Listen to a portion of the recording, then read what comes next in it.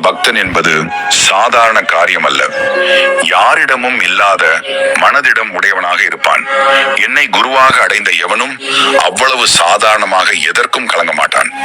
தலை போகிற விஷயமானாலும் என் ஈசன் இருக்க என்ன கவலை என்று எதிர்த்து நிற்பான். கவலைப்படாமல் இரு.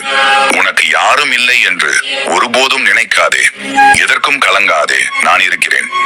ஈசனே என்று என் நாமத்தை சொல்.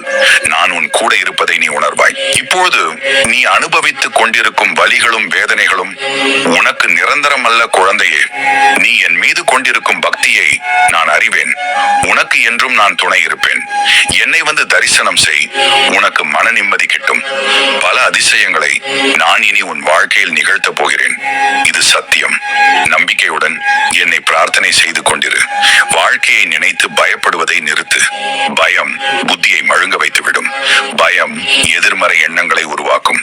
எதற்காகவும் பயப்படாதே. நம்பிக்கையோடும் பொறுமையோடும் உன் கடமைகளை செய். நிச்சயமாக இந்த நிலை மாறி வாழ்வில் வெற்றி பெறுவாய். நீங்கள் எங்கிருந்தாலும் எதை செய்தாலும் அவை எல்லாவற்றையும் நான் அறிவேன். உங்களை ஆடி வைப்பவன் நானே.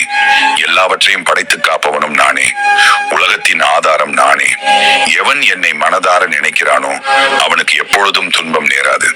உன் வாழ்க்கையில் நம்பிக்கை, நிதானம், பொறுமை, சகிப்புத்தன்மை, உண்மையான அறநெறியில் வாழுதல், புறம் பேசாமல் இருத்தல், இதை நீ கடைபிடித்தால் உன் பாதை மேலும் சுகமான பயணமாய் அமையும். உனக்கு என் அருளும் ஆசியும் எப்போதும் உண்டு. நீ ஜெயமாக நிம்மதியுடன் நன்றாக வாழ்வாய். உன்னுடன் நான் என்றும் இருப்பேன். என் முன்னால் நீ மண்டியிட்டு அழும்போது என் மனது எவ்வளவு துடிக்கிறது தெரியுமா? உன் கர்ம வினையை நான் வாங்கிக் கொண்டு உனக்கு சிறிதளவை தான் தருகிறேன். இனி என் குழந்தை கண்ணீர் சிந்தக்கூடாது. உன் கர்ம வினையை தகர்த்து உன் வாழ்வில் நீ நல்ல நிலைக்கு வருவாய். இது ஈசனின் வாக்கு. அதுவரை நம்பிக்கையுடன் பொறுமையாக காத்திரு. எத்தனையோ இடையூறுகளை தாண்டி நீ என்னை பிரார்த்தித்துக் கொண்டிருக்கிறாய். உன் வாழ்வில் பல சோகங்கள் உன்னை சூழ்ந்திருந்தாலும் என்னை பிரார்த்திப்பதில் நீ மகிழ்ந்திருக்கின்றாய்.